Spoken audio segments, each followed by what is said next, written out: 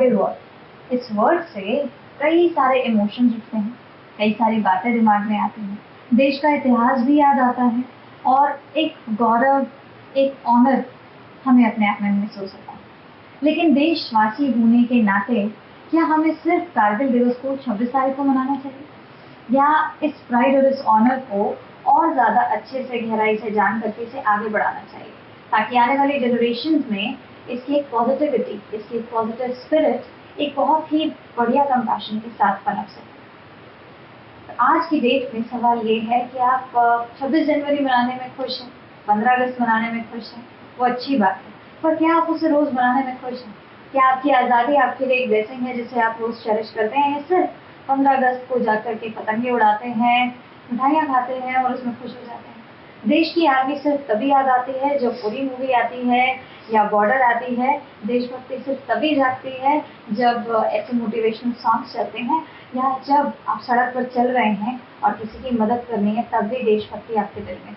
आज कई सारे ऐसे मिथ्स और ऐसे फैक्ट्स को लेकर के मसायाज मैसेज पॉडकास्ट आपके सामने दोबारा से उपस्थित है, एक गौरवशाली इतिहास के एक ऐसे हीरो की दास्तान लेकर के, जिस हीरो के वजह से आज हम सब यहाँ पर सुरक्षित हैं। और ऐसे कई हीरोज हैं, लेकिन आज हम उनके परिवार से बात करेंगे और आपसे भी उन्हें रूबरू कराएंगे। सो स्टे ट्यून्ड विद मसायाज message podcast and let's welcome captain Akhilesh Saxena and Mrs Shikha Akhilesh Saxena. Welcome to us. Thank you. Thanks a lot. Thank you so much, ma'am and sir. आपने टाइम निकाला and ये हमारे लिए बहुत ज़्यादा honour की बात है कि आपने अपने बिजी स्केड्यूल से हमें टाइम दिया है। Thank you. Before we just proceed in this show, मुझे एक क्वेश्चन आप दोनों से पूछना है। सर, पहले आपसे कि before like you thought, जब आप एक यंगस्टर थे तो आपको क्या महसूस हुआ कि मुझे आर्मी में जाना, मतलब वो पहला ऐसा इंस्टिंक्ट क्या था कि यू चोज आर्मी? तो मैंने तो शायद मैं 4th क्लास में रहूँगा, आई थिंक वो मेरा पहला एनकाउंटर था, क्योंकि मैं एक छोटे से डिस्ट्रिक्ट में था, मुरादाबाद, जहाँ पे आर्मी का कोई बेस वगैरह नहीं था, लेकिन वहाँ पे कुछ दंगे वगैरह हुए थे तो उन्होंने आर्मी को बुलाया था डिप्लॉय करने के लिए टेम्परेरी।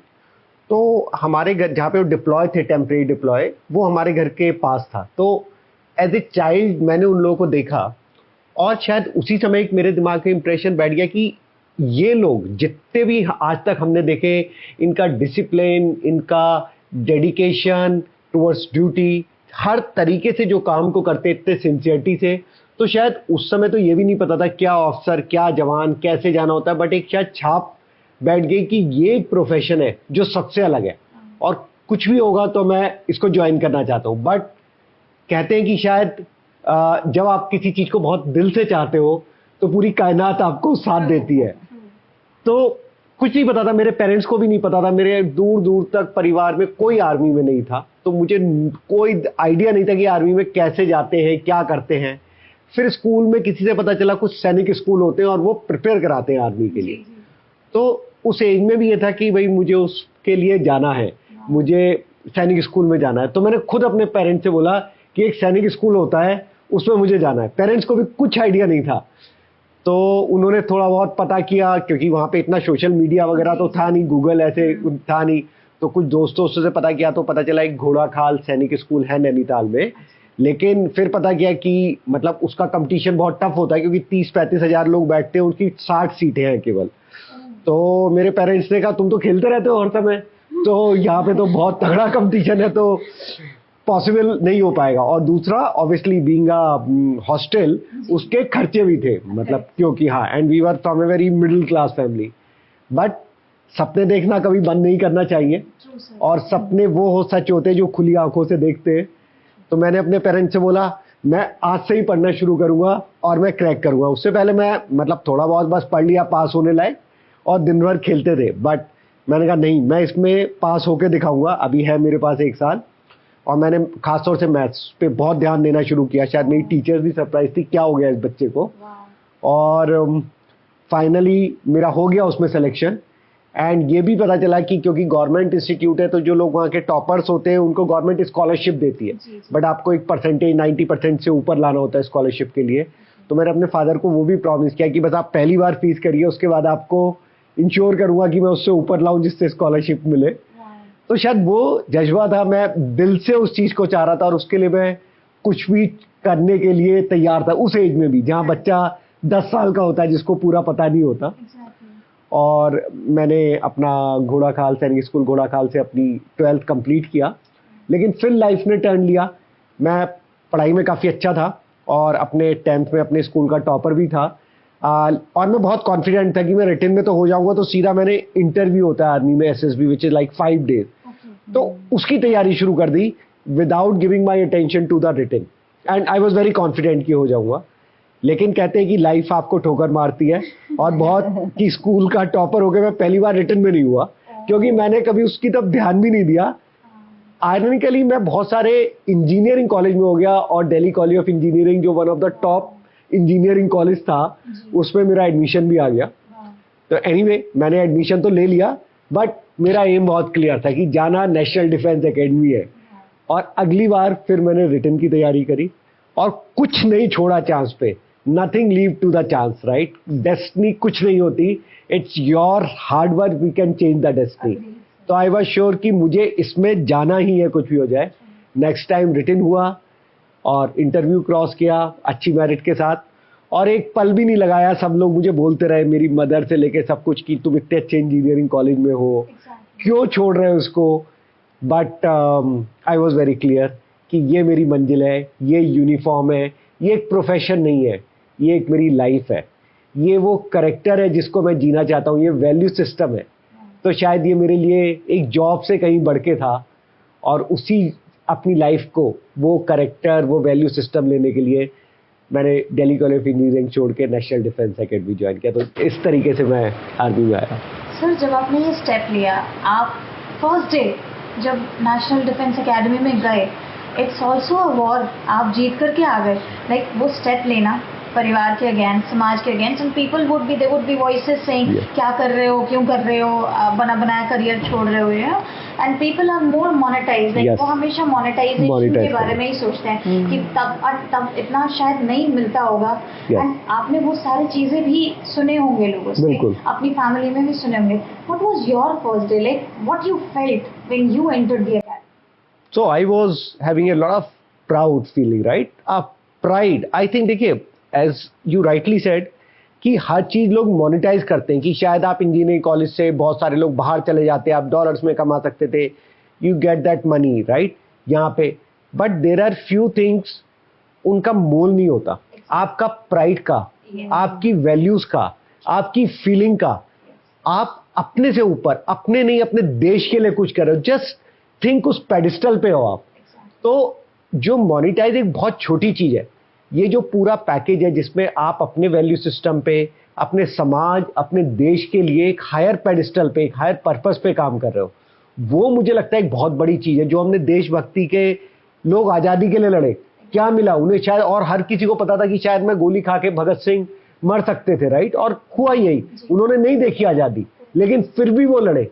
वो विश्वास अपने लक्ष्य में, वो प्राइड अपने देश के लिए, वो देशभक्ति, आई थिंक। तो मैं जब एकेडमी पहुंचा, full of pride. I know it's not a easy cake walk, and from the day one we were like 18 घंटे की ट्रेनिंग कर रहे थे, but never ever it cross to me कि I go back to my engineering, you know, और do something. This is something we have to done, irrespective of what hardship comes your way, emotionally, physically, nothing matter if you are very clear that you have to achieve aim. Very true, sir. And when you said no कि destiny इंसान खुद बना, मतलब people से किस्मत में लिखा होगा तो मिल जाएगा, and it is such a useless quote I feel कि किस्मत में लिखा होगा तो ही मिलेगा, तुम्हें लिखना नहीं है। and आपने वही चीज बोला कि destiny something जो इंसान अपने हाथों में लिखता है। आज का युवा कहता है हार्ड वर्क कुछ नहीं होता है, स्मार्ट वर्क, कि मैं अपना जो काम है आज की डेट में, because we know that there is so much growth and advancement in technology, कि हम लोगों को पता है कि स्मार्ट वर्क कैसे करना है।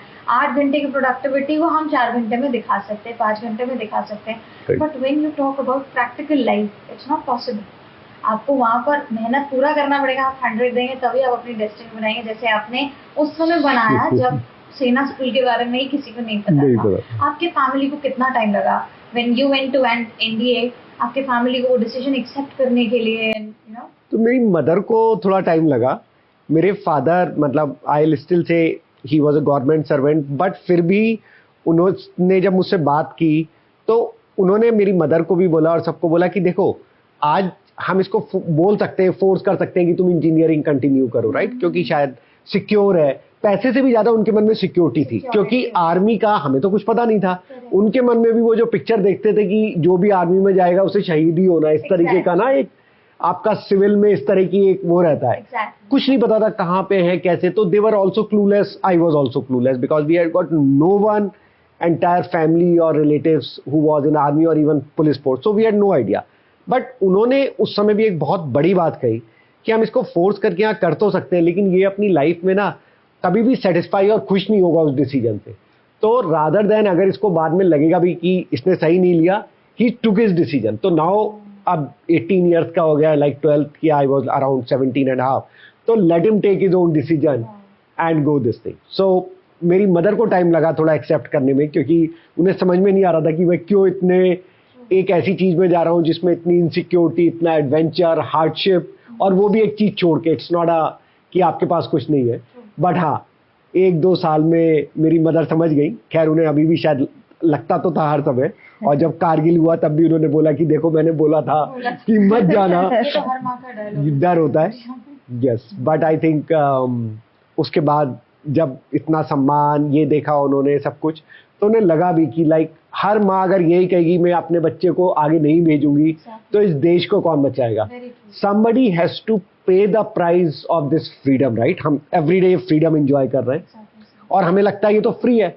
हम सुबह उठते हैं, अपने ऑफिस में जाते हैं, we come back, we get the salary, और हमेशा ये लगता है कि यार ये तो हमें गिवन है एयर की तरह।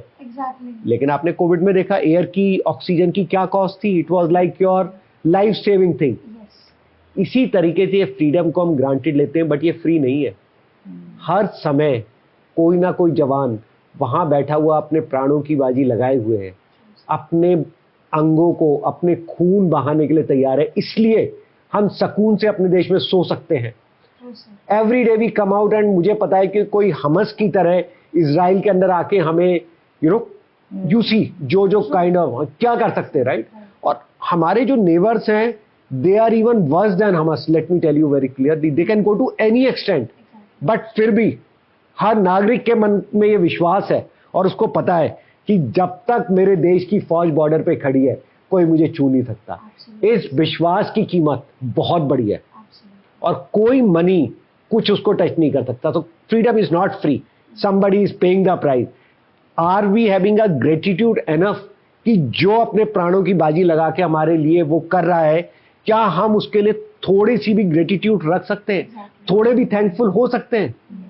सो that's the question I just want to ask you, it's very important. And sir ये बहुत इंपॉर्टेंट क्वेश्चन है। मैंने ना कई बार देखा है कि मेट्रो में जब हम ट्रैवल करते हैं, people are not even ready to give their seats. Like when you see that there is an army person, वो दिखाने के लिए यूनिफॉर्म में नहीं है, या वो ड्यूटी से भी तो आ रहे हो सकते हैं, ही माइट बी ट्रैवलिंग।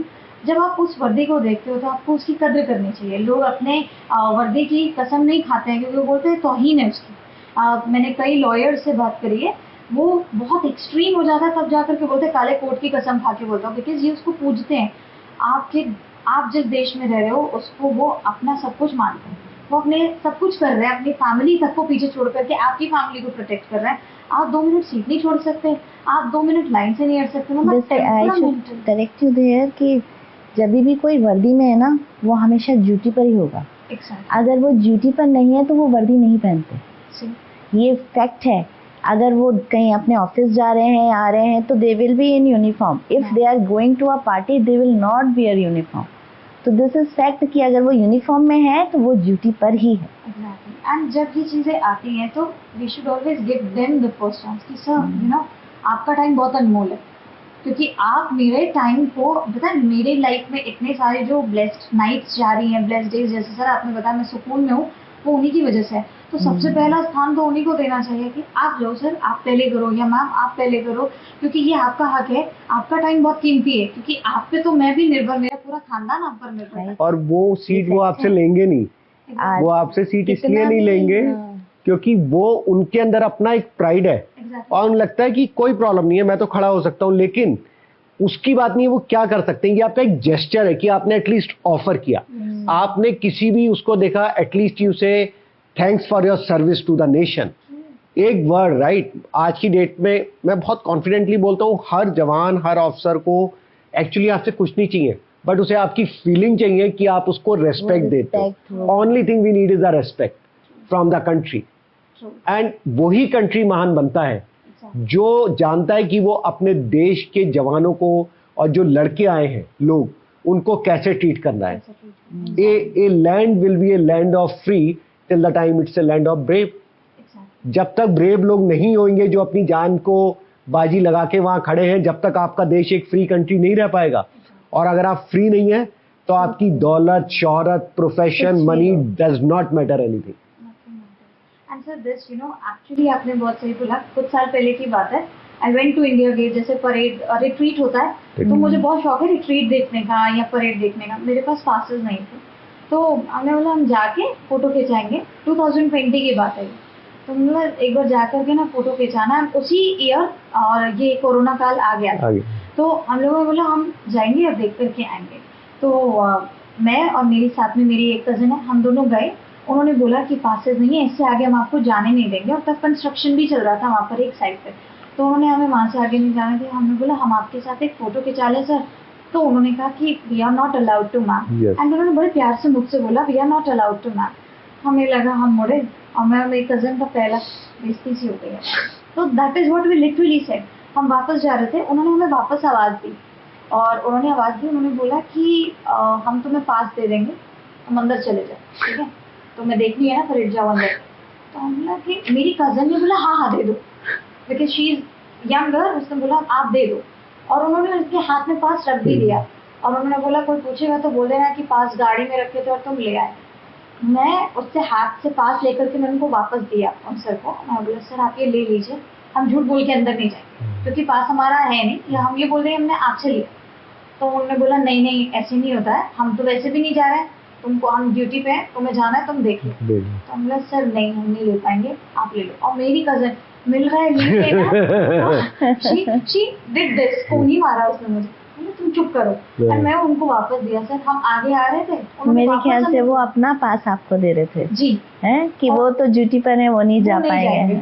तो उन्होंने मतलब वहाँ पे भी सैक्रिफाइस किया और मैंने वापस उनको दे दिया।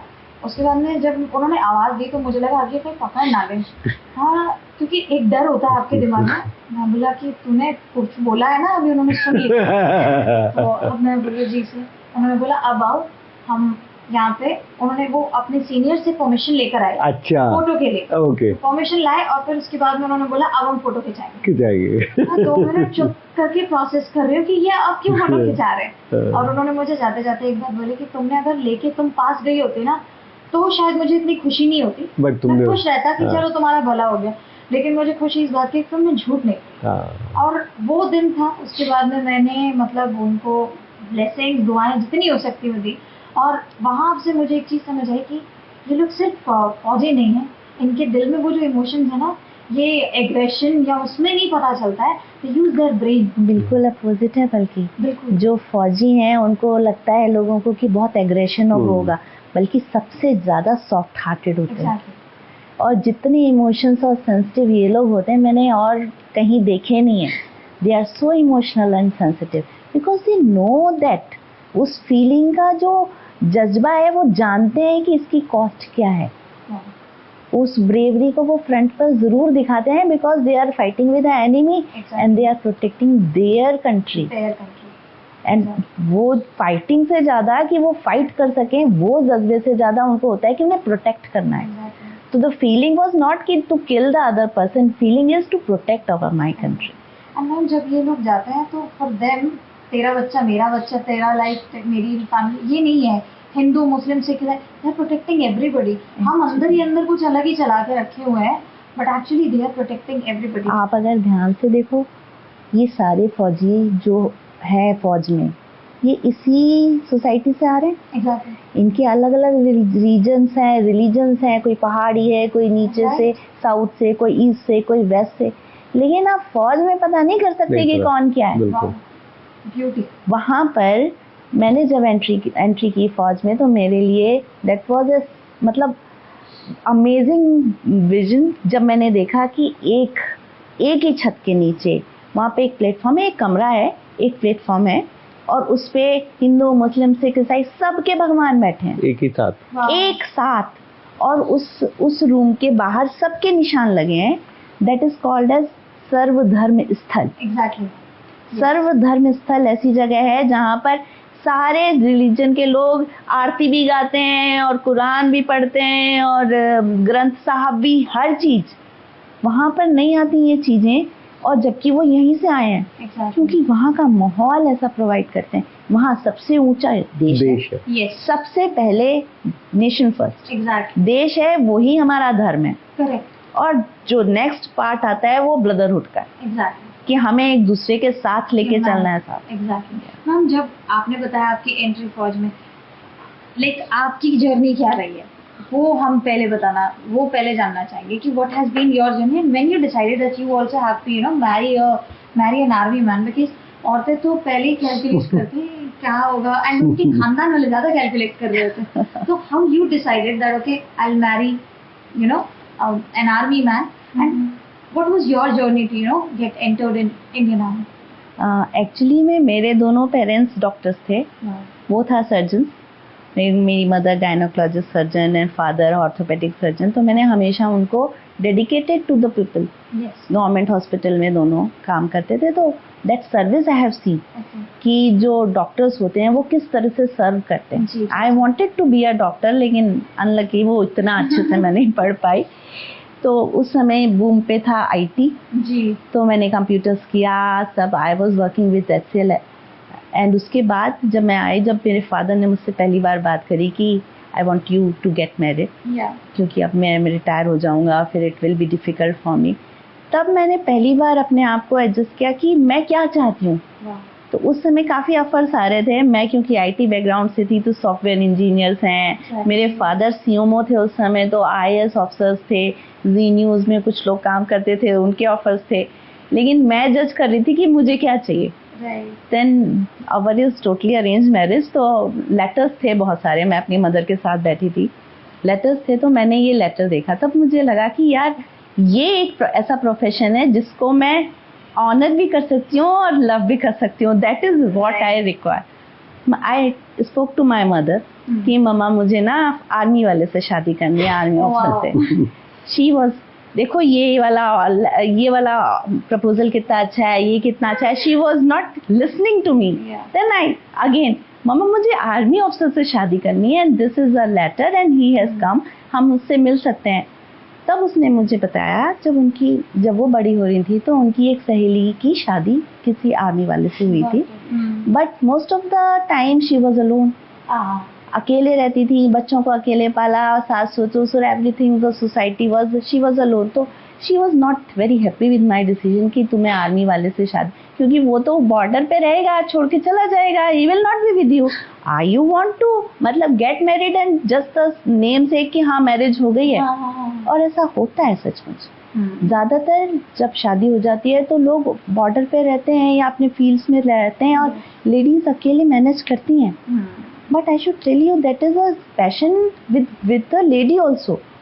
जो आर्मी में जाना चाहते हैं उनके अंदर वही जज्बा होता है जो आर्मी में होते हैं. Exactly. They know they have to serve. Yes. And अपने हस्बैंड और उसके मतलब उस पार्टनरशिप में they are also serving. तो ये जज्बे के इमोशंस के साथ मुझे लगता था कि मुझे भी आर्मी में ही जाना है और ये एक सबसे आसान रास्ता है कि उससे शादी करो and I can also serve like that. तो दिस वाज लाइक, फिर हम मिले, हमारा एक मतलब मेरे फादर ने मीटिंग अरेंज करी एंड वी वर देयर.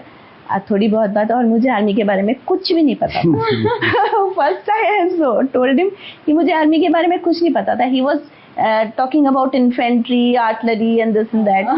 तो मेरे लिए वो वर्ड्स ना जंप मार के ऊपर से निकल रहे थे कि what is infantry, what is artillery, कुछ नहीं मालूम था. अभी तो फिर भी इतना गूगल वगैरह है तो यू कैन मैनेज, चेक करते हो कि क्या वर्ड का क्या मीनिंग है. उस समय तो गूगल भी नील पर ही था. तब फिर भी मुझे लगता था कि ये जो बात कर रहे हैं ना ये बहुत अच्छी बातें कर रहे हैं, इट इज गुड. बट फिर अचानक से मतलब हम मिले 4-5 दिन बाद ही दे केम टू आवर हाउस कि हमें एंगेजमेंट करनी है बिकॉज टाइम बहुत कम है, he have to go back to his unit. अब इतनी जल्दी किसी बंदे के बारे में डिसाइड करना कि आपको पूरी लाइफ उसके साथ रहना, it's very difficult, but just कि he was in army and that respect और वो जो पैशन था मेरे लिए आर्मी से जुड़ने का, और जो मैंने जितने भी, मेरी एक सहेली थी जो मतलब कैंट में रहती थी, उसके फादर आर्मी में थे, वहाँ हम कभी जाते थे तो देखते थे, फादर तो कभी बहुत कम दिखते थे, लेकिन जो उनकी रिस्पेक्ट थी और जो उनका लाइफ स्टाइल और रहने का तरीका था, जो डेडिकेशन था ड्यूटी की तरफ, वो मुझे छूता था। तो बस इसी बेस पे कि ये बंदा आर्मी में है and this is how we can get connected, I got engaged. इतना ही बुरा नहीं था, 5 दिन में 6 दिन में हमारी एंगेजमेंट हुई और 1 महीने में ही शादी भी हुई। That was the 22 Feb we got engaged and 22 January we got engaged and 22nd Feb it was the due date marriage की, and he was in artillery exercise। मतलब आर्टी की एक्सरसाइजेस ऐसे होती हैं कि बहुत रेगिस्तान में अंदर जाते हैं वो, आर्टी में बहुत बड़ी बड़ी गन्स होती हैं, so the power of the gun is कि वो 40 किलोमीटर दूर शूट करते हैं।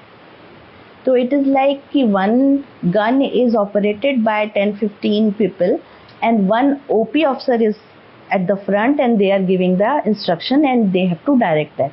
तो वो ज़्यादातर ऐसी जगह जाते हैं जहाँ पर पॉपुलेशन नहीं हो, लोग नहीं हो। तो he was deep into desert and not connected with everyone and हमारी शादी तय कर दी गई। इट वाज लाइक दिस, मतलब एवरीबॉडी वाज नोइंग एक्सेप्ट दूल्हा। दुल्हन को मालूम था, दूल्हे को मालूम नहीं है। दुल्हन के पास रिस्पॉन्सिबिलिटी आ गई कि अब दूल्हा तुम्हें फोन करेगा तो बता देना उसकी शादी है। एंड दैट टाइम तो मैम फोन, ये मोबाइल तो था ही, आया ही नहीं था तभी शुरुआत हुई थी, बट लैंडलाइंस पे ही होता था सारा, क्योंकि वहाँ सिग्नल्स वगैरह जैसे सिग्नल्स की प्रॉब्लम रहती थी। तो ही वॉज इन डीप था desert, but he used to travel around 50 kilometers to bring me and go back to his unit and exercise के लिए। तो सबको श्योर था कि ना 14th Feb को ये जरूर फोन करेगा। As always, dedicated day, Valentine Day। कभी ना मेरे सास ससुर, मेरे पेरेंट्स एंड इवन जो जहाँ मैं काम करती थी, वो सारे लोग यही सोच रहे थे कि आज तो जरूर दूल्हे को पता चल जाएगा कि उसकी शादी है। And I was waiting, and the last in the night around 8 o'clock he rang me up, and what I was also not prepared because एक stranger से अचानक से आपको पूरी ऐसा सिर्फ इस बेसिस पे कि वो फौजी है, हाँ ओके ठीक है, लेकिन फिर भी आपको कुछ तो बंदे के बारे में मालूम होना चाहिए। बट तो मैंने भी इनको बोला, क्या आपकी शादी है 22nd Feb को, आप आ जाना, आप अपने पेरेंट्स से बात कर लो, आपकी शादी आप पहुंच जाओ। मेरी शादी है और तुम्हारी नहीं है। मतलब मैं ये नहीं कह पाई कि हमारी शादी है। तो मेरी शादी है और तुम्हारी नहीं है क्या? और फिर he was also little bit कि अब ये इतना कैसे। मैंने कहा आप अपने पेरेंट्स से बात करो। आई वॉज होपफुल कि शायद बात होगी तो शायद आगे हो जाएगी थोड़ी, but nothing happened. We got married on 22nd Feb। आपने उनको भी 2 मिनट के लिए शादी बात तो करके इनसे आए हो,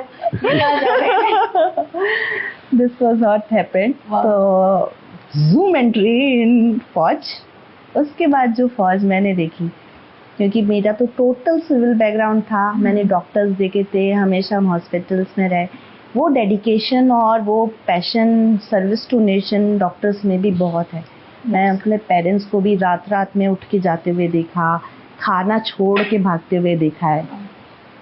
वो मुझे भी था कि मुझे भी ऐसा प्रोफेशन मिलना चाहिए। Although they were not ready to get me into army, तो आई हैड दैट शॉर्टकट कि मैं आर्मी वाले से शादी की। उसके बाद फौज एक अलग दुनिया है, टोटली डिफरेंट। मतलब सिविल में आप नहीं समझ पाओगे कि इतनी छोटे रिसोर्सेज में कैसे वो गुजारा करते हैं और खुश रहते हैं। मतलब जब हमारी शादी हुई तो आई शुड टेल कि हमारी सिर्फ 17,000 सैलरी थी और उसमें भी वी वर हैप्पी। कुछ ऐसा नहीं था जो हम मिस करते थे, बिकॉज सबसे ज़्यादा जो खुशी देती है वो आपको अपने लोगों से कनेक्ट करने में देती है। और जो बेस होता है आप जो जॉब कर रहे हो ना उसके सेटिस्फेक्शन का, अगर आप अपने जॉब में सेटिस्फाइड हो तो इतना ज़्यादा मॉनेटरी में वो नहीं जाना चाहिए। मतलब life is you are living what is life, what you are collecting and storing that is not life, you may leave that. तो आपके सर्वाइवल के लिए जितना जरूरी है और जितने आप खुश रह सकते हो उतना फौजियों के पास होता है, and they heavily live. This is how what happened. और आई you said आज की डेट में भी like when we see that do what you love what you do, right? वही चीज है कि आप प्यार करो जो आप काम कर रहे हो, आप प्यार करोगे अगर काम से तो वो सफल हो जाता है। एंड दैट इज द पूंजी वी कैन से कि आपकी वो हैप्पीनेस की वो हो रही। आपने जूम एंट्री तो करी but the landing was very soft and very good. When you entered initially you must have gone through new things and आपको जैसा लाइफस्टाइल चाहिए वो भी आ रहा है, आप enjoy भी कर रहे हैं, and then there came a moment wherein you had to get onto this new that okay he is going right, or maybe we know a little about it, many viewers would not know about it, we would touch base on that, but before that sir आपको पता था कि आप जा रहे हैं, right? So we always say, मैंने थोड़ी देर पहले भी आपसे यही बोला था कि औरत दिल से सोचती है तो आंखों से भी दिख जाता है। वी हैव एन एबिलिटी, हम रो देंगे and we can cry and we can we feel lighter कि रो गए, ठीक है, सुना दिया। For a man it's not that easy to cry, so and that too when you are in force Uniform. and you are supporting the nation, you cannot cry like a baby. You will always say अरे ठीक है यार ऐसे side में रखो, my nation is waiting for me. So when you got to know, how you got to know कि okay देश में जंग छिड़ गई? So हम लोग तंगमार्ग है जहाँ पे हम CI काउंटर इंसर्जेंसी ऑपरेशंस में थे, जिसमें कि हम टेररिस्ट वगैरह से डील करते हैं, राइट? सो जब हम वहाँ पे थे सडनली हमें पता चला कि कुछ गड़बड़ है, बॉर्डर पे कुछ गड़बड़ है। इनफैक्ट जब मैं उससे पहले जाने लगा था, पहले हमारी पोस्टिंग होकर हम फिरोजपुर आए थे, फिरोजपुर से कुछ इमीडिएट पोस्टिंग आई कि आपको 5-6 दिन के अंदर अंदर श्रीनगर के पास ज्वाइन करना है। तब भी कुछ लग गया था कि कुछ गड़बड़ चल रहा है, लेकिन उस समय तक कंफर्म न्यूज़ नहीं थी, कंफर्म नहीं था ये पूरी वॉर है या क्या है। तो तंगमार्ग में रिपोर्ट की, बट कुछ ही दिन रिपोर्ट करी, वहाँ पे ब्रिगेड कमांडर्स को पता चला कि अरे आपकी नई शादी हुई थी। मैंने उसे बताया कि सर मतलब इंटरव्यू होता है सारे नए ऑफिसर्स का। तो उसने मुझे उस समय बोला कि ठीक है अभी तो यहाँ पे मतलब समर मंथ्स होते हैं, तो समर मंथ्स में 1-2 महीने के लिए फैमिली अलाउड होती है, तो आप अपनी वाइफ को बुला सकते हो 1 महीने के लिए। उन्होंने छोटे हट्स बनाए होते हैं, तो हमारे लिए तो वही बहुत था, हमें कोई रूम्स वो नहीं चाहिए था। इट वॉज गुड हट कि हमने कहा इससे अच्छा क्या हो सकता है। मैंने फटाफट शिकागो को फ़ोन किया कि मैं तुम्हारे लिए टिकट भेज रहा हूँ, वारंट होता है आर्मी में, और आप अपना रिजर्वेशन करा के आ जाओ। So we were very happy कि we are getting chance to unite together again. But within 4-5 days वो भेजने के बाद ही पता चला कि हमारी यूनिट को कारगिल की तरफ मूव करना है, क्योंकि वहाँ पे कुछ वॉर लाइक सिचुएशन हो रही है। उस समय तक भी क्लियर नहीं था कितने लोग हैं, कहाँ पे बैठे हुए हैं। सो हम वहाँ पे पहुँचे और वहाँ पे देन भी रियलाइज़ कि ये तो वॉर से भी बुरी सिचुएशन है, क्योंकि एनिमी ऊपर बैठा है और उसके पास सारी पावर है, ऊपर से लगातार गोली चला रहा है, माइंस है। तो देखिए उस समय हर फौजी के पास ये कॉन्फ्लिक्ट होता है, क्योंकि ह्यूमन बीइंग तो वो भी है, राइट? उसको भी अपने माँ बाप की चिंता है, उसको भी अपनी वाइफ की चिंता है, सब। Obviously he is a human being and he has got other responsibility also, right? Responsibility as a husband, responsibility as a son, responsibility as a father, right? But जब हम IMA से पास आउट होते हैं ना, तो एक शपथ लेते हैं जो अंतिम पग होता है। जैसे ही हम ऑफिसर बनने वाले होते हैं तो एक लास्ट होता है जिस पे लिखा रहता है अंतिम पग। उस अंतिम पग को क्रॉस करने से पहले everyone take a oath officer बनने से। उस ओथ को मतलब मैं आपको हिंदी बताता हूँ, उसका मेन ये रहता है कि every time the honor, the safety and welfare of my nation comes first always and every time. The welfare, the security and honor of my jawans and my colleagues जिनके साथ मैं लड़ाई कर रहा हूँ, it comes next always and every time. My own comfort safety and welfare, me and my family comes last always and every time. तो आपके उस शपथ में, the oath you have taken, कभी भी उस कॉन्फ्लिक्ट होगा ना ये लाइफ में, आप बहुत क्लियर हो कि देश पहले है, फिर मेरे ये जवान है जिनको मैं कमांड कर रहा हूँ, ये मेरे कुलीग्स है, और लास्ट में मैं और मेरी फैमिली है. और शिखा ने भी जब एक आर्मी ऑफिसर से शादी करी तो एक पता होता है कि what you are getting into this, right? So I told her, मैं ये नहीं बता सकता था कि मैं लड़ाई में जा रहा हूँ, सब क्लासिफाइड इंफॉर्मेशन होती है, बट मैंने बोला मैं आगे जा रहा हूँ, कुछ हमारी एक्सरसाइज वगैरह है, तो थोड़ा बहुत तो आइडिया, बट मैं बता नहीं सकता था खुल के.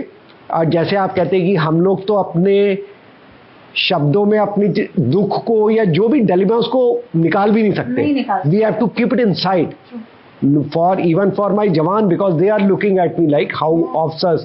तो जो ब्रेवरी है ना, ब्रेवरी का ये मतलब नहीं है कि आपको डर कभी नहीं लगे. ब्रेवरी का मतलब है कि आप उस डर को ओवर पावर करके, उसको कॉन्कर करके आप स्टिल अपना ऑब्जेक्टिव अचीव कर सको. डर सबको लगता है. अगर कोई मुझे बोले कि कोई भी हो कि वो लड़ाई में उसमें उसके मन में वो डर नहीं आया, उसको ये नहीं लगा कि क्या होगा मेरी फैमिली का, तो झूठ बोल रहा है.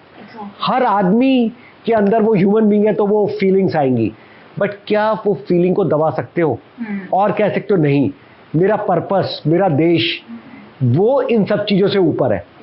तो ये होते हुए भी I will conquer my fear and I go on my step. So वो फीलिंग थी. और मैंने शिखा को बोला मैं आगे एक्सरसाइज वगैरह में जा रहा हूँ, एंड आई थिंक मुझे पता नहीं कितना आइडिया था नहीं था, बट शिखा ने मुझे यही बोला कि एक आप सैनिक हो तो मुझे पता है कि सैनिक का धर्म क्या है, आप अपना धर्म निभाओ, बस जस्ट ध्यान रखना कि somebody is waiting for you. That's the only thing. And आपको वहाँ जाने के बाद में, मतलब कितने टाइम के बाद में, लाइक वहाँ जाने के बाद में तो you were completely out of the communication. So how you got to know that ये जंग ही है? जंग है ये तो काफी देर में आउट हुआ था, लेकिन डिस्टर्बेंस है बॉर्डर पर ये काफी पहले पता चल गया था. We were in Freshport जब इनकी SOS पोस्टिंग आई थी. SOS means save of a soul, means it is immediate. मतलब immediate पोस्टिंग इमरजेंसी में ही आती है, ऐसे नहीं होता. नहीं तो 15 डेज इधर उधर लोगों को लगता है अपना सामान पैक करते हैं, ट्रैवल करते हैं, अरेंज करते हैं. अगर ऐसी किसी पोस्टिंग पे जा रहे हैं तो अपनी फैमिली को आप अरेंज करोगे, कहीं एस्टेब्लिश करोगे, फिर आप जाओगे, पूरा प्रोसेस होता है.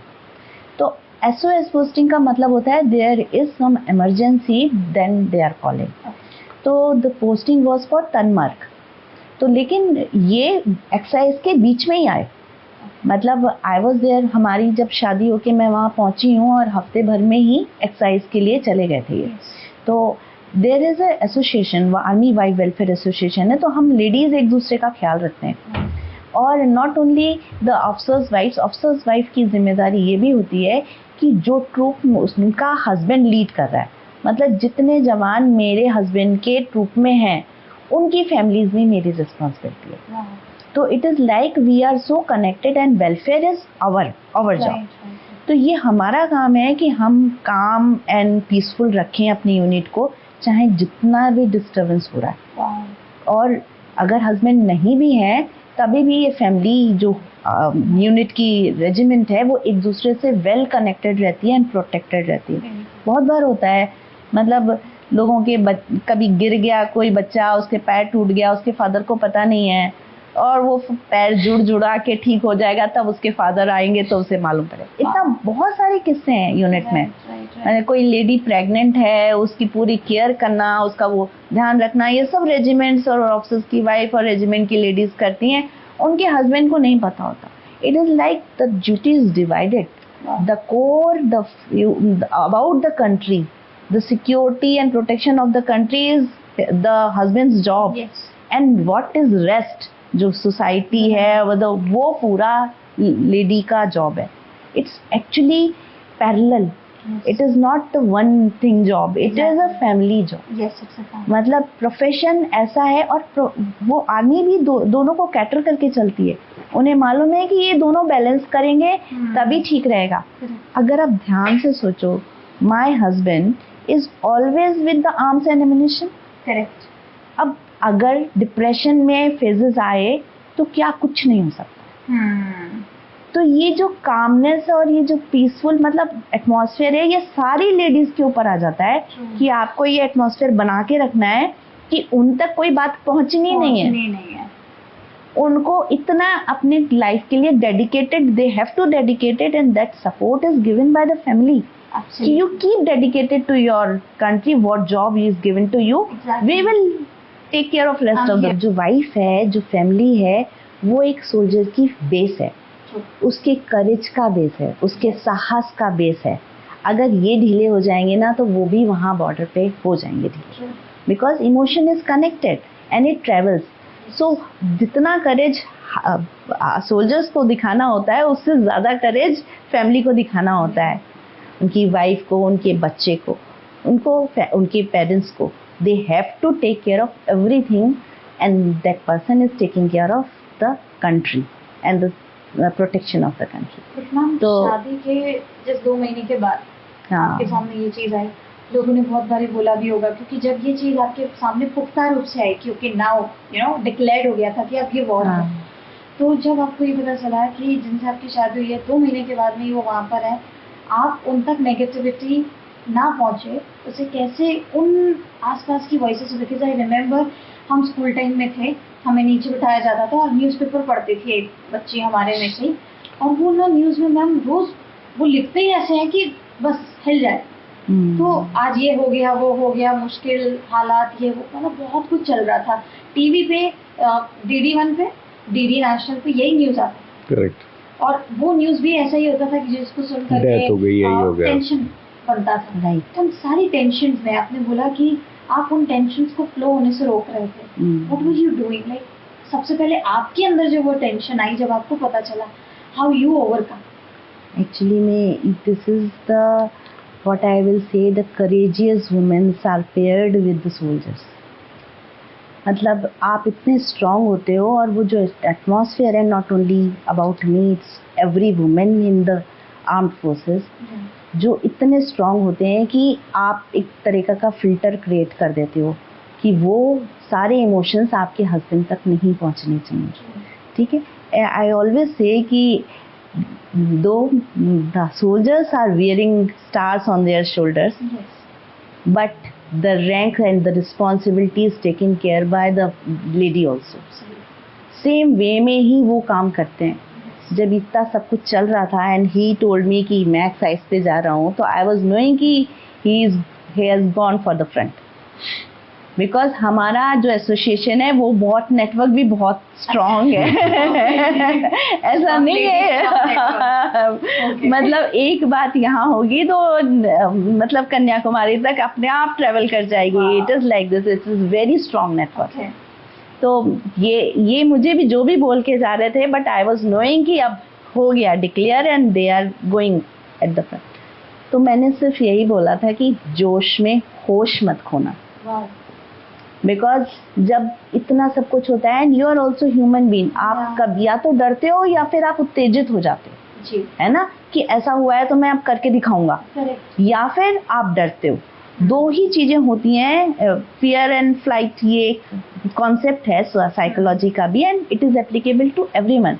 We are not super humans, but आप उस चीज को किस तरह से हैंडल करते हो सेटल्ड वे में, that is the best thing. तभी आप एनिमी को काउंटर कर सकते हो, जब आप बिल्कुल सेटल्ड वे में चलो. तो दोनों ही चीज़ें ना डेंजरस हैं. अगर आप उत्तेजित हो गए तभी, आप डर गए तब भी, जहाँ पर आप बैठे हो आपको बहुत काम रह के आगे बढ़ना है. तो ये मेरा काम था कि वो काम रहे. Right. And this is the वे. जितना मैं देहरादून में थी उस समय, और आई शुड टेल यू कि वहाँ पर बॉडीज़ आना शुरू हो गई थी. They were coming from the front. वहाँ पर जहाँ लड़ाई हो रही थी कारगिल से, वहाँ से बॉडी, और ये पहाड़ों के बहुत लोग होते हैं फौज में, बिकॉज ज़्यादातर जितने भी अटैक्स हुए हैं वो इसी तरफ ज़्यादा हुए हैं, या जो राजस्थान साइड में या पहाड़ों के साइड में. तो यहाँ के लोगों को उसकी वैल्यू है, उस चीज़ को मालूम है कि अगर मेरे घर तक दुश्मन पहुँचा तो क्या डैमेज करेगा, इसीलिए वो लोग बढ़ के आगे जाते हैं.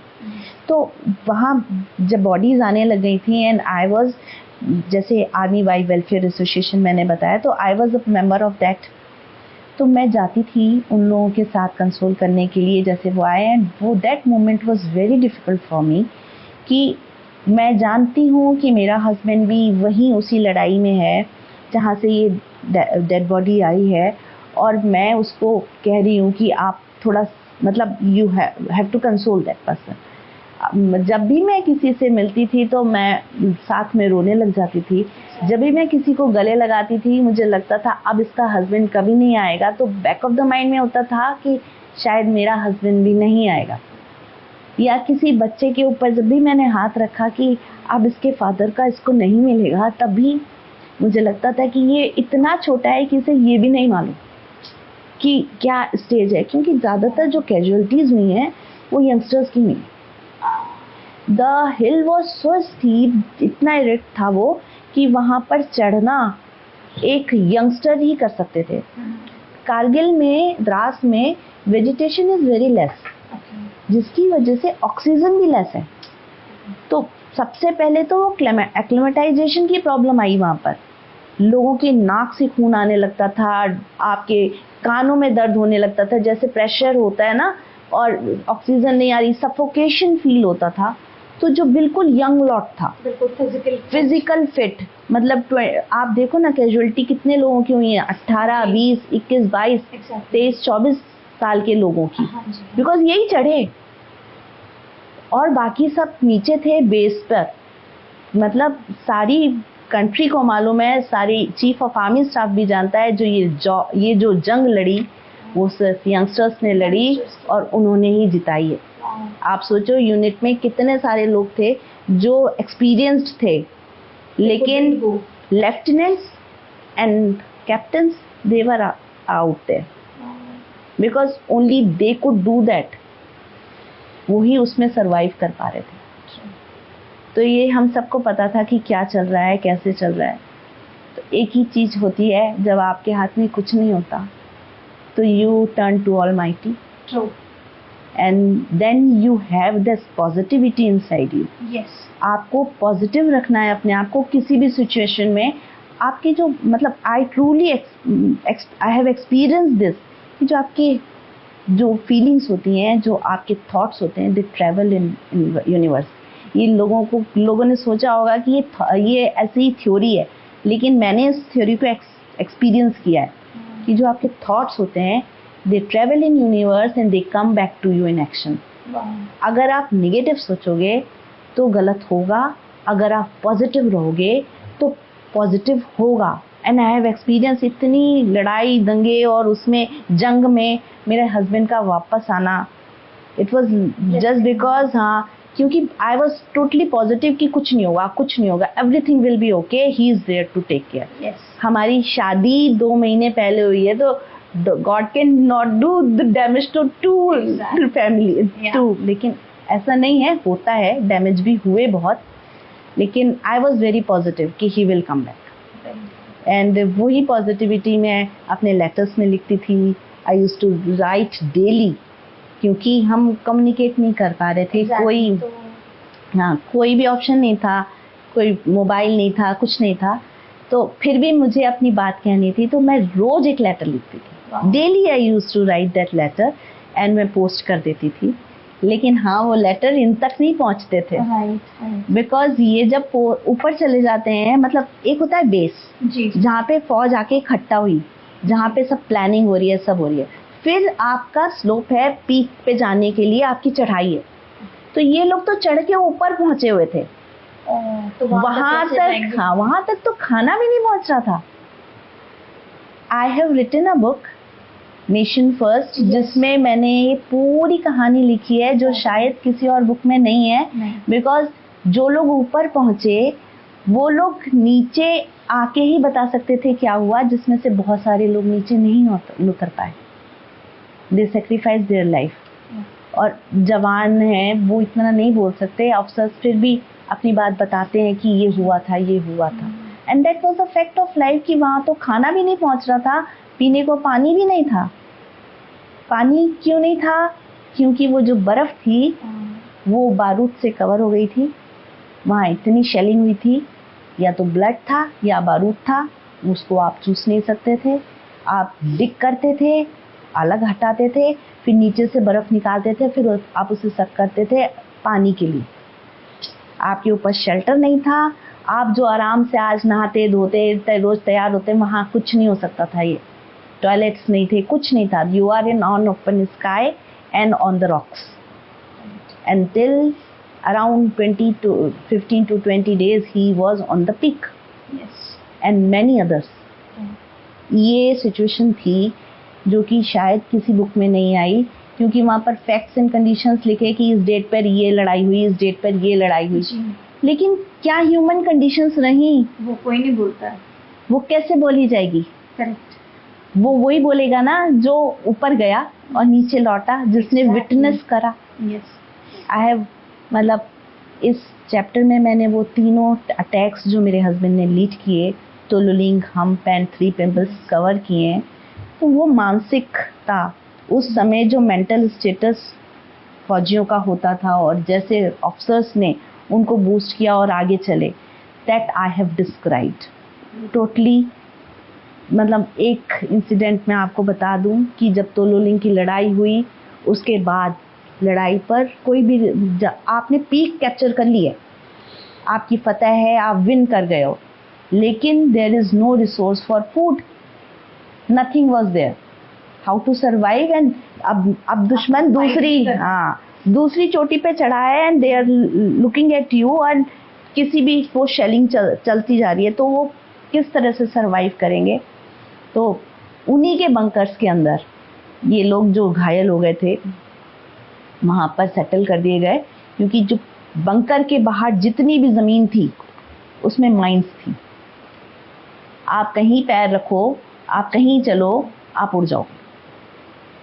जब ये लोग ऊपर चढ़ रहे थे तो उस पूरे पहाड़ का उस फ्रंट पे पूरी माइंस लगी थी।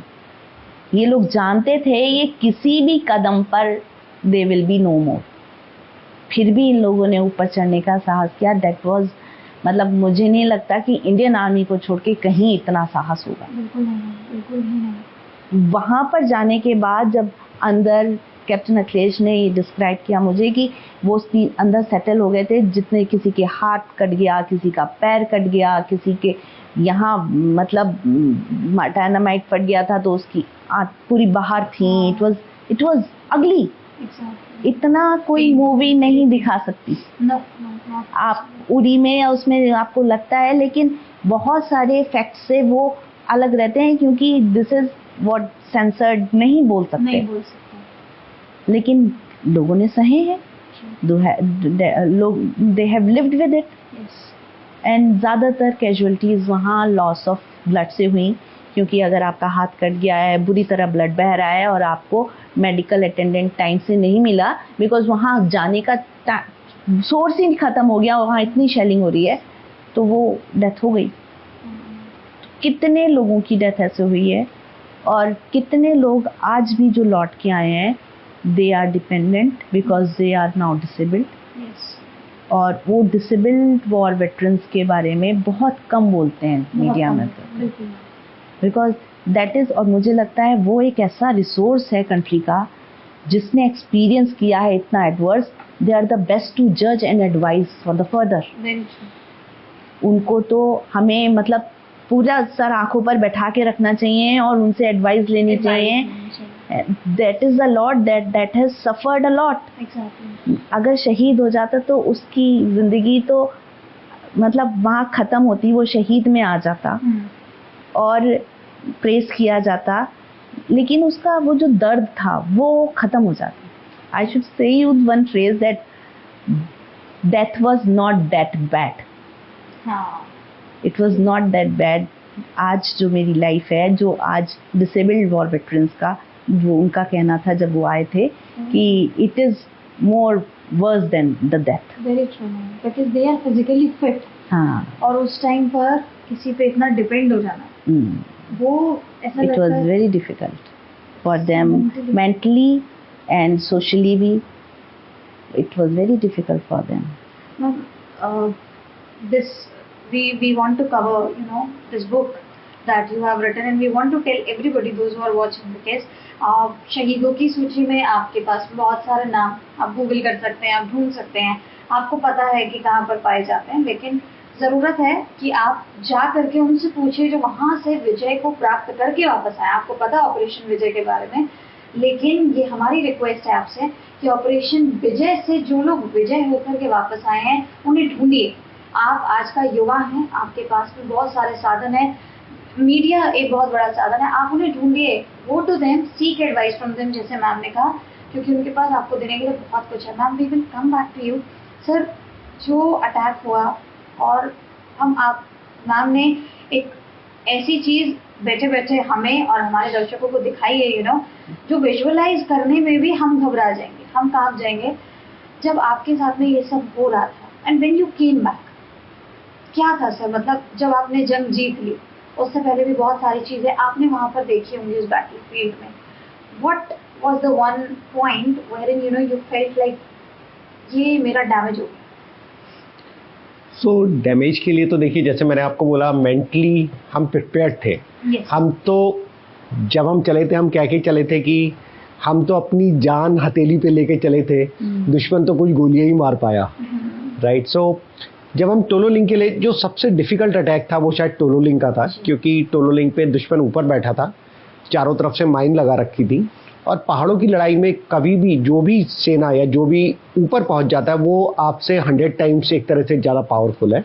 क्योंकि आप सोच सकते हैं, आप एक बिल्डिंग के ऊपर बैठे हैं और आपके किसी को ऐसे बिल्कुल क्लिफ पे ऊपर चढ़ना है, तो आप पत्थर भी मारेंगे, आप कैजुअलिटी कर सकते हैं, राइट। सो जो भी ऊपर बैठा होता है पहाड़ की लड़ाई में, और खासतौर से कारगिल की टेरेन ऐसी है कि वहाँ पे कोई पेड़ नहीं है, वेजिटेशन नहीं है, राइट। तो यू कैन सी, जैसे ही चढ़ना शुरू करते हैं वो सारी अपनी वेपन का मुंह आपकी तरफ कर देंगे। आप 40-45 केजी लेके ऊपर चढ़ रहे हैं और आपके कंधों पे इतना भार है, आप सही से सांस भी नहीं ले सकते, और ऐसे में दुश्मन लगातार आपके ऊपर गोलाबारी कर रहा है, राइट। सो इवन पत्थर वहाँ पे एक गोली की तरह आएगा जब ऊपर से होता है। तो जीतने के चांसेस 1% भी नहीं थे। बट आई थिंक कैसे इतना सब होने के बाद भी हमने ये लड़ाई जीती, तो आई थिंक उसके पीछे बहुत सारे फैक्टर थे। एक तो देश के लिए प्यार, वो विश्वास जो 100 करोड़ हिंदुस्तानियों ने आपके ऊपर रखा था कि आप आगे हैं, हमारे देश की इज्जत, हमारे देश की रक्षा और इसका ऑनर बरकरार रखना, उस विश्वास को आप तोड़ नहीं सकते थे, चाहे उसके लिए कुछ भी आपको दांव पे लगाना पड़े। आपका जो पर्पस था अपनी मातृभूमि के लिए लड़ने का, वो, और अपने सारे जो आपके जवान हैं, जो आपके कुलीग हैं, उनके लिए जो आपकी रिस्पॉन्सिबिलिटी है, that they always take priority rather than your family. तो इतनी सारी चीज़ें थी, प्लस कैसे आप अपने माइंड को पॉजिटिव डायरेक्शन में रखेंगे, right. So not feeling like a victim, क्योंकि ऐसे सिचुएशन में अभी आप देखिए, किसी को थोड़ा सा भी एक्सीडेंट हो जाता है या कोई थोड़ा सा भी प्रॉब्लम आ जाती है ऑफिस में, हर आदमी विक्टिम बन जाता है कि मैं तो, मुझसे बुरा तो कुछ हो ही नहीं सकता, everyone is against me. You start designing entire thing, right, and you start playing with a victim attitude कि मैं विक्टिम हूँ, सब मेरे अगेंस्ट है। एंड जैसे शिखा भी बोल रही थी कि माइंड की पावर बहुत बड़ी होती है, तो माइंड अगर आप विक्टिम की तरह सोचोगे तो आपका बिहेवियर विक्टिम वाला हो जाएगा। आप दूसरों को ब्लेम करना शुरू कर दोगे, उनके ऊपर एक्यूज करना शुरू कर दोगे, आपकी बॉडी लैंग्वेज डिफेंसिव हो जाएगी, तो क्या होगा, जो आउटकम आपने सोचा वही होगा, आप फेल हो जाओगे। लेकिन उस समय वो जरूरत थी कि इतनी डिफिकल्ट परिस्थिति में क्या आप विनर्स की तरह सोच सकते थे कि इस समय भी वो ऊपर बैठा हो सकता है दुश्मन, बट मैं विनर हूँ, मैं जीत के दिखाऊंगा।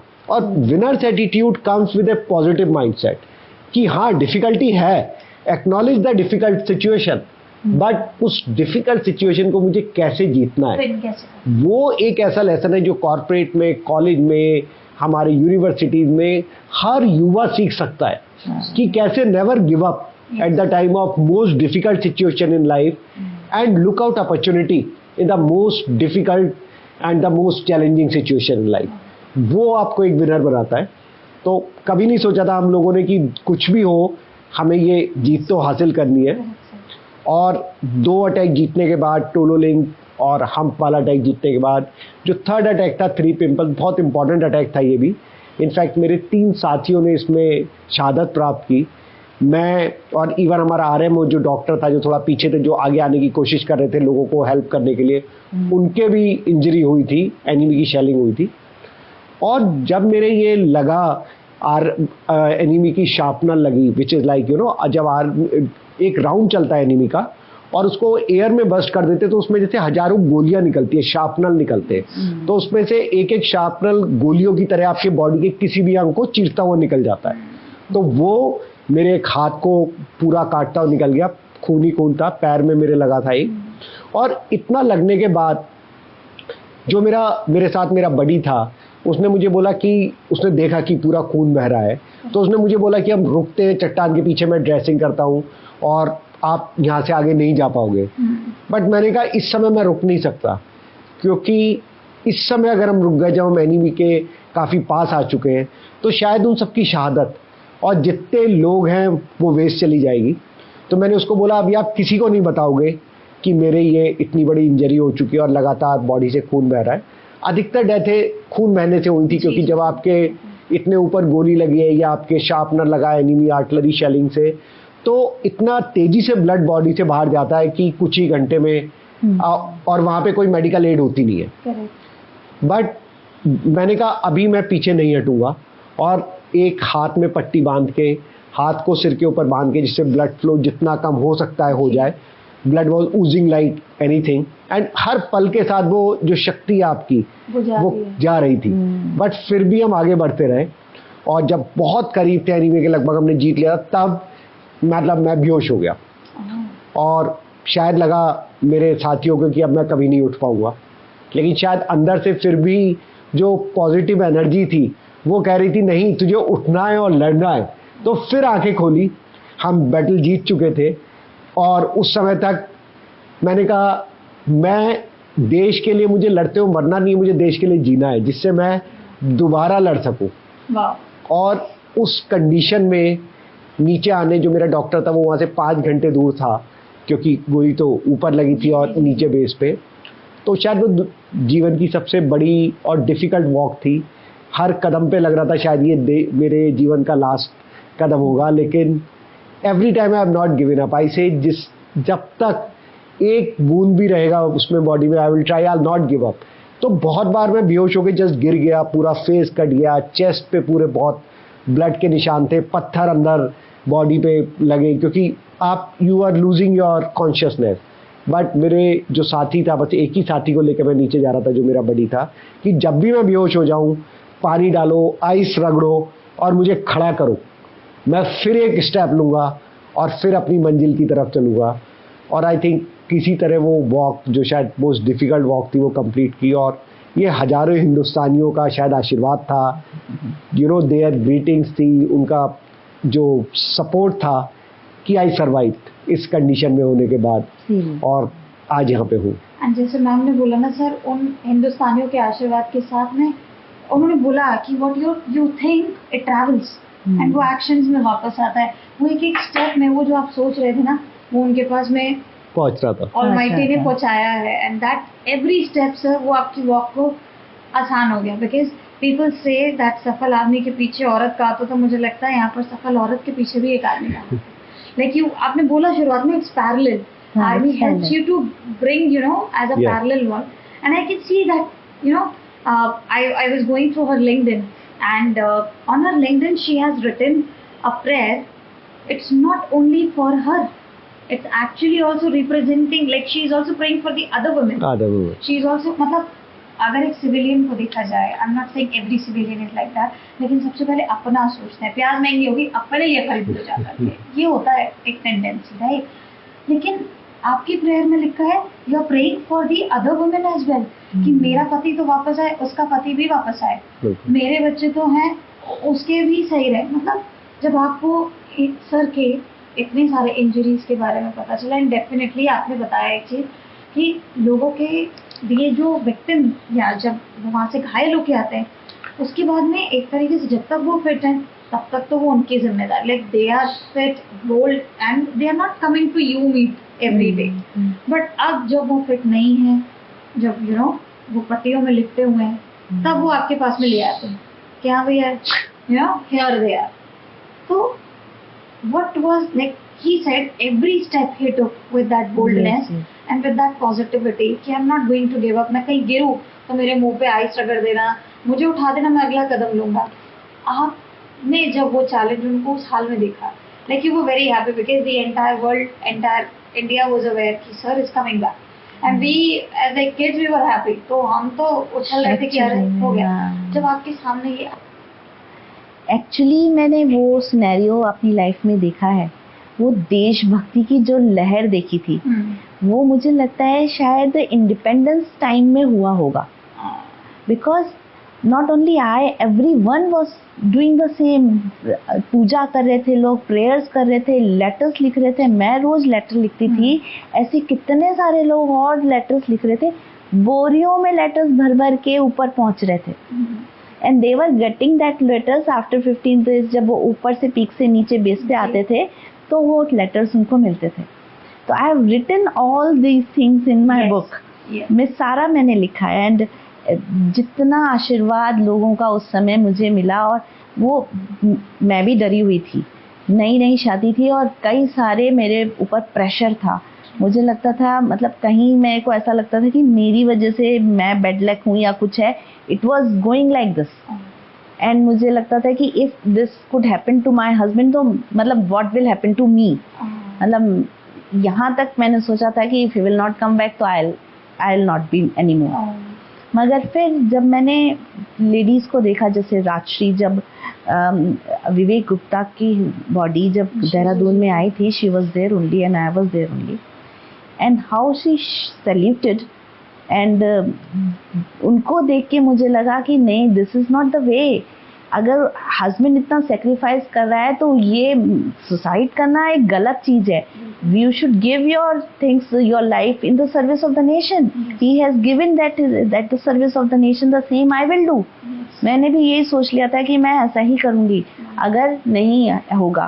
बिकॉज बहुत सारे आपके दिमाग में आते हैं, ऐसा नहीं होता, but you remain positive. No, you just backup that thoughts की नहीं नहीं ऐसा नहीं होगा, you have to be positive. तो कई बार आप कहते थे, it is like converting your fears into pride. Yes, you have to convert your fear into pride. You overcome your fear. कहीं से भी कोशिश करके, किसी से प्रेरणा लेके, किसी से मोटिवेशन लेके, कुछ भी करके आपको अपने आप को पॉजिटिव ही रखना है. बिकॉज आपको मालूम है कि आपके थॉट्स ट्रेवल कर रहे हैं. बिल्कुल ट्रू. तो उस समय निगेटिव थॉट्स हटाने हैं, चाहे कितने भी आपको बॉदर करें, और फिर आपको पॉजिटिव रहना है. और वो चीज़ मैंने उस समय देखी. व्हेन ही केम बैक, मेरे लिए उतना ही बहुत था. Exactly. वो पूरी पट्टियों में. And when he came back, I should tell you, he has gone down with the 25 kgs.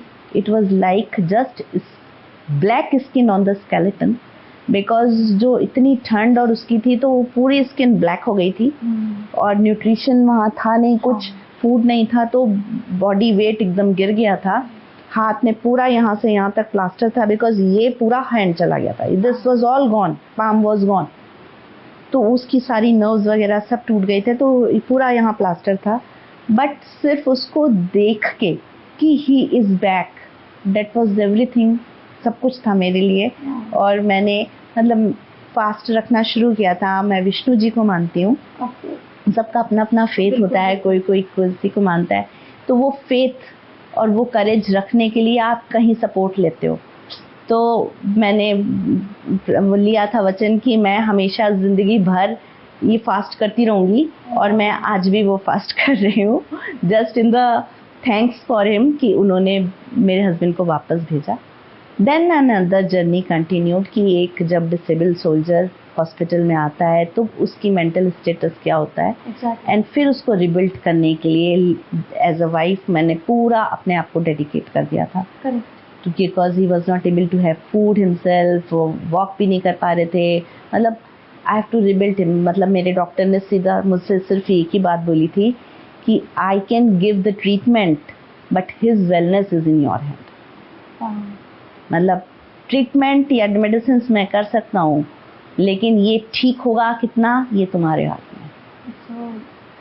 तो that we both struggled and he was dependent on me and he was my pride then. Yes. तो मैंने किसी भी तरह उस pride को uplift करना था। अब मेरी जिम्मेदारी थी, वो अपना जिम्मेदारी करके आया था पूरा कंप्लीट, अब मेरी जिम्मेदारी थी कि अब इसको फिर से खड़ा करना है। तो फिर हमने करा। क्योंकि आपको जो थॉट्स है ना, वो आपने बोला जैसे ट्रैवल करते हैं, हम डिपेंड हो ना। I share it with you that I got depended on my father, और वो अपने आप में ना असर किल करता है कि मैं फिजिकली फिट हूँ, मैं पहले दौड़ पाती थी, मैं रुक गई, आई एम लाइक मुझे लेके भी जाओ। वो अपने आप में आप अंदर एक बैटल चल रही होगी, शायद आपने दिखाई नहीं होगी, और मे भी शायद कभी कभी आप रात को तकिए पर जब सोते हैं ना, तब यहाँ से निकलते हैं कि यार कल तक मैं ये कर रहा था, आज मैं एक्चुअली में हॉस्पिटल में रात में जब पेन से वो he used to shout, scream and रोता था। मतलब आपको लगेगा वो दर्द सिर्फ उतना नहीं था कि वो दर्द ये था कि उसने वो सिनेरियो देखा है, यहाँ पर शायद कोई एड्रेस नहीं करता है।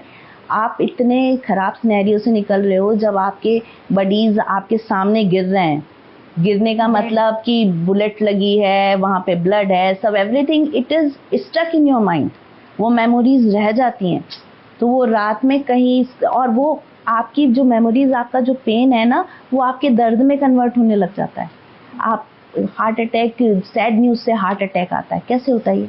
दर्द को ही वो फील कर, बिकॉज आपके इमोशंस, आपके थॉट्स इतने पावरफुल हैं कि आपकी फिजिकल बॉडी को इम्पैक्ट करते हैं। वो आप कभी एग्जाम लिखने जा रहे हो और आपका पेट खराब हो जाता है जी, है ना, ऐसा होता है ना, because your thoughts are so powerful, they impact you on your physical, और जहाँ पर सबसे वीक होगा वो वहाँ पे आपको हिट करेगा।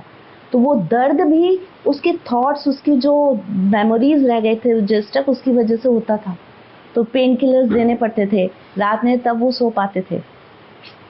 मैं पूरी रात इनके बेड के पास बैठी रहती थी, एंड नर्स भी मुझे जाने को नहीं कहती थी, बिकॉज शी नोज कि एक अटेंडेंट चाहिए कि वो बैठा रहेगा, ताकि वो रात में, फिर वो ही पूरी रातें हैं जब मेरे को इसने पूरी बात बताई कि वहाँ हुआ क्या था, कैसा था वो सिनेरियो जिससे वो निकल के आए हैं। तो it was bad. The memories, आप किसी को सड़क पे भी मरते हुए अगर देखोगे, कोई एक्सीडेंट देखोगे, तो आपको दिमाग में रह जाएगा। और वो अगर आपने दोस्तों के साथ अपने फादर या मदर को आपने देखा होगा, आप भूल नहीं पाओगे। तो वो it was a bad memory, but एक नेल की तरह वो उसके दिमाग में स्टक थी, और वो कन्वर्ट होती थी जब वो दर्द से चीखते थे, चिल्लाते थे। तो ये पूरा हम लोगों ने ओवरकम किया, और नॉट ओनली वी, और वो सोल्जर्स वर देयर। तो हम जाते थे उनके वार्ड्स में भी, और वहाँ जब शेयर करते थे, तो this all have written in my book कि क्या कन्वर्सेशन हुए, कि वो लोगों को लगता था कि इससे तो हम शहीद हो जाते, हम लौट के ही क्यों आए, ये एक फीलिंग थी। तो वो किस तरह से, मतलब वी कन्वेड देम कि जो शहादत होती है ना, वो किस्मत वालों को मिलती है। एग्जैक्टली। और बाकियों को अपनी अपाहिजता में, अपनी डिसेबिलिटी में अपना गौरव ढूंढना है। तो now he wear his disability like his stars, कि ये मेरा मेडल है, बिकॉज ये मैंने देश के लिए किया है। और वो इतना गौरवान्वित है कि ये मेरे साथ जिंदगी भर रहेगा। It is car, but it is my pride. It is like this car है, लेकिन अपने आप में बहुत बड़ी गवाही है कि जो भी देखेगा उसको बताने के लिए मेरे पास एक गौरव है कि मैं बता सकता हूँ। Today he is leading so many people, making so many leaders, inspiring so many।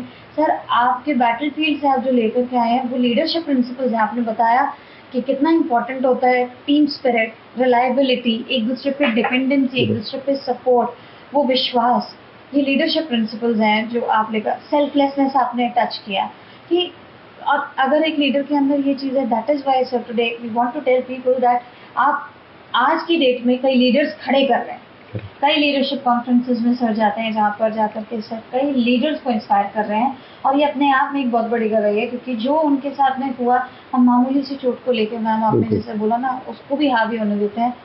आपने उनकी लाइफ में एक ऐसा रोल प्ले किया कि वो अपने उस चीज़ को लेकर के आज वो बैठे नहीं हैं। He is inspiring people, he is building leaders, and somewhere down the line I really want our people to see the book that we have been talking about. This is the book, Nation First, and forwarded bye general Malik, उस समय chief of the army staff थे। जब इस book की hard copy मैंने chief को भेजी थी एंड उनकी वाइफ को भेजी थी, the first thing he commented कि सारी बुक्स जितनी कारगिल पर हैं मैं सबको पढ़ता हूँ, देखता हूँ, लेकिन ये यूनिक है because it is coming from the heart of a wife. अगर ये आप बुक पढ़ोगे, I have poured my heart into this. इसको लिखते समय कितनी बार मैं रोई because I was reliving those moments. मतलब जब आप अपनी मेमोरी आप पेन डाउन करते हो ना, तो पूरा का पूरा आपके सामने जागृत हो जाता है। आपको वो टेबल तक याद आ जाती है कि जिसमें वो कुछ रखा था या कुछ, एवरीथिंग। तो this is, we have lived this. ये एक टेस्टिमोनी है कि किस तरह से आप डिफिकल्ट टाइम्स को डिफीट कर सकते हो। और ये मैंने लिखी भी कोरोना काल में, जब मुझे लगता था कि it's most important that we should tell people कि वी कैन विन।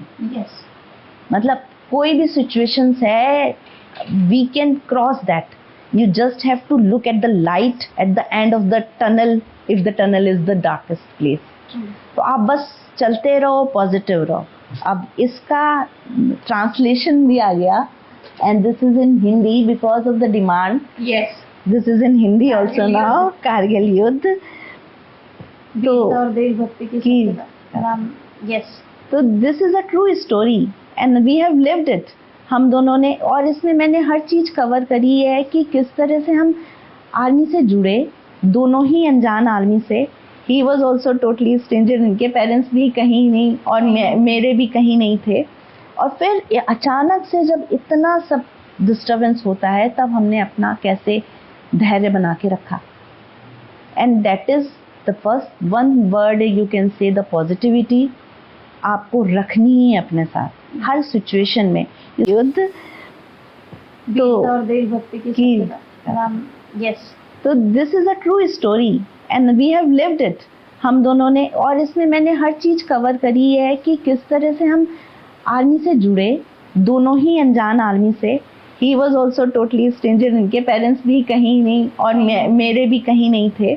और फिर अचानक से जब इतना सब डिस्टर्बेंस होता है, तब हमने अपना कैसे धैर्य बना के रखा। And that is the first one word you can say, the positivity आपको रखनी ही है अपने साथ हर सिचुएशन में। कि मैं देख रहा हूँ कि ये it was like a movie to me. तो that was the best thing, मतलब जो मुझे लगता है कि ये आई एम कंटेंटेड, कि आई एम सेटिस्फाइड कि वो कितना जा रही है, पीक पे हो रही है, मुझे नहीं मालूम, लेकिन जब रिव्यूज आ रहे हैं तो it is touching my heart. And reviews में लिखा हुआ है मैम लोगों ने, हाँ, यू नो नीचे लिख रहे हैं लोग, दे आर गूगल एंड कोई दिल्ली में है तो they are approaching our house, they are coming and अपने बच्चों को लेके आ रहे हैं कि मैम ये आर्मी में है, क्योंकि आपकी बुक पढ़ी है इसीलिए ये प्रेरित हो गया। And not only this, Agniveer में जो बच्चा गया, जी। मेरे पास एक मतलब अफसर का फोन आया कि वो he was preparing for Agniveer and then he recommended this book to him कि ये पढ़ लो और चले जाओ। उसने ये बुक पढ़ी और वहाँ इंटरव्यू में पूरा बुक पे डिस्कशन आ गया। तो he was having everything about Kargil war and everything. तो he got selected, he called captain Akhilesh, thanks us कि मैम आपकी बुक की वजह से मुझे इतना कुछ मालूम है, because it is covering not only the war but the traditions of the army also. Yes. How that brotherhood is built up, how that cloth is weaved. वो environment कैसे create किया है उन्होंने, जिस तरह से हमारे जो फौजी हैं वो फौजी हैं, yes, वो इतना strength और इतना courageous है because of that environment. तो ये पूरी चीज़ मैंने इसमें कन्वे की है। and one more thing, मतलब it was like किसी को डिसेबल्ड वॉर वेटरन्स के बारे में नहीं पता था। एक बच्चे का मेरे पास ईमेल आता है एंड ही टोल्ड मी कि मैम आपकी वजह से पहली बार मैंने disabled war veterans I came to know कि ऐसा होता है, आप एसोसिएटेड हो, वेयर इज इट। तो मैंने उनको एड्रेस दिया and he donated 10,000 to that organization. And मैं इन लोगों को जानती नहीं हूँ, मैं इनसे मिली नहीं हूँ। दोस्त अब अप्रिशिएट करते हैं, फैमिली अप्रिशिएट करती है, that is there because वो तो करेंगे ही, लेकिन जब मतलब स्ट्रेंजर्स करते हैं तब आपको लगता है कि yes you have conveyed the right message. Exactly. अब वो एक्चुअली जो हमें मैसेज देना चाहती थी वो पहुंचा है. Yes. तो that is the way I am satisfied कि yes I have written right and it is going to convey. अगर कोई बुक पढ़ता है तो उससे समझ आएगा कि हाँ ये क्या है. एंड इस बुक को दर्शकों किसी वैलिडेशन की ज़रूरत नहीं है. ये बुक अपने आप में एक सत्य है. एंड मैं सबको रेकमेंड करूँगी जिन्होंने अभी तक इस बुक को नहीं पढ़ा, आप हमारे चैनल को फॉलो करते हैं, इस बुक को ज़रूर पढ़िए, क्योंकि इस बुक के अंदर 2 ज़िंदगियों की वो सच्ची बातें हैं जो कारगिल के लिए बहुत इम्पॉर्टेंट रोल प्ले कर चुके हैं. और आपको इससे ये भी सीखने को मिलेगा कि आपकी खुद की लाइफ के बैटल फील्ड में किस तरीके से जीतना है, क्योंकि उन 2 लाइफ्स ने जो हमारे साथ में बैठे हैं, मैम और सर ने कभी गिव अप नहीं करा. और एक्चुअली ये बुक का आधार ही नेवर गिव अप एटीट्यूड है. तो प्लीज़ इसको ज़रूर पढ़िए. ये अवेलेबल है अमेजोन पर. And please go ahead, if in case you have any kind of questions you can definitely reach out to ma'am. Screen पर, हमारी स्क्रीन पर इस समय मैम के लिंक्डइन हैंडल और उसके साथ साथ मैम से रिलेटेड, सर से रिलेटेड हमारे सारे डिटेल्स फ्लैश हो रहे हैं. आप अगर उनसे कांटेक्ट करना चाहते हैं, आप स्क्रीन पर आ रहे डिटेल्स के द्वारा उनसे डायरेक्ट कांटेक्ट कर सकते हैं. वो आपके जवाबों और आपकी बातों का इंतज़ार कर रहे हैं. और अगर आपके पास कोई ऐसे लोग हैं जिनके बारे में आप उनसे शेयर करना चाहें या हमसे शेयर करना चाहें, तो please do let us know. Ma'am, आपने एक बड़े अच्छे इनिशिएटिव की बात कही जहाँ पर आपने बात की डिसेबल्ड वॉर वेटरन्स की, और आप एक NGO भी चलाते हैं. आपके बहुत सारे इनिशिएटिव्स हैं. इसके साथ साथ आपकी ये हिंदी कॉपी भी अभी आने वाली है अमेजोन पर, तो स्टे ट्यून्ड, ये बहुत जल्दी आने वाली है. आप पहले इसको लीजिए और इसको पढ़िए, और इसके साथ साथ हिंदी वाली जैसे ही आएगी आपको पता चल जाएगा. हम हमारे मसाया मैसेज पॉडकास्ट पर ज़रूर फ्लैश करेंगे जब इसकी कॉपी अमेजोन पर अवेलेबल होगी, और आप इसे ज़रूर लीजिए. जिन्हें हिंदी में पढ़ने का शौक़ है ज़रूर पढ़िएगा, और PDF में भी आप इसे पढ़ सकते हैं अगर आप कैरी नहीं करते हैं तो. मैम, लेकिन कमिंग बैक टू आपके इनिशिएटिव्स, बहुत सारे इनिशिएटिव्स हैं मैंने पढ़ा. आप लिंक्डइन पर प्लस फिटनेस से रिलेटेड मैंने आपके इनिशिएटिव देखे. Trend setter, again you know it's an achievement rather than an initiative, but NGO. और अभी भी आप आर्मी वेलफेयर जो वाइफ्स के लिए जो एक इनिशिएटिव है उसको चला रहे हैं. तो किस तरीके से you balance and like you know आप ये ऑर्गेनाइजेशंस हम नहीं चला रहे हैं, right. हम इनके पार्ट हैं. हम उनका मतलब we are supporting these organization. तो एक डिसेबल वॉर वेटरन्स है जो कि 71 वॉर से जितने भी डिसेबल्ड हो गए हैं उनके साथ जुड़ा हुआ है, उनको साथ रखता है. एंड होता क्या है, ऑफिसर्स ज़्यादातर पढ़े लिखे होते हैं, they aware about their rights and their मतलब जो भी उनको मिल रहा है एज अ गवर्नमेंट की तरफ policies and all, they can have it. लेकिन जो सोल्जर्स होते हैं कभी कभी वो इतने पढ़े लिखे ही नहीं होते कि डिसेबल्ड होने के बाद वो जाके अपने गांव में एक बानामी की ज़िंदगी जी रहे हैं. उनको नहीं मालूम, उनको पॉलिसीज़ भी नहीं मालूम. अब पॉलिसीज़ आपको मिलें इसके लिए आप कुछ फॉर्म भरने पड़ते हैं, आपको कुछ वैलिडेशंस देने पड़ते हैं, वो भी नहीं कर पाते हैं. लेकिन ये जो डिसेबल्ड वॉर वेटरन्स हैं ये उन सारे सोल्जर्स को ढूंढ के लाते हैं, उनसे बात करते हैं, उनको अपने साथ कनेक्ट करते हैं और फिर उनके लिए लड़ते हैं.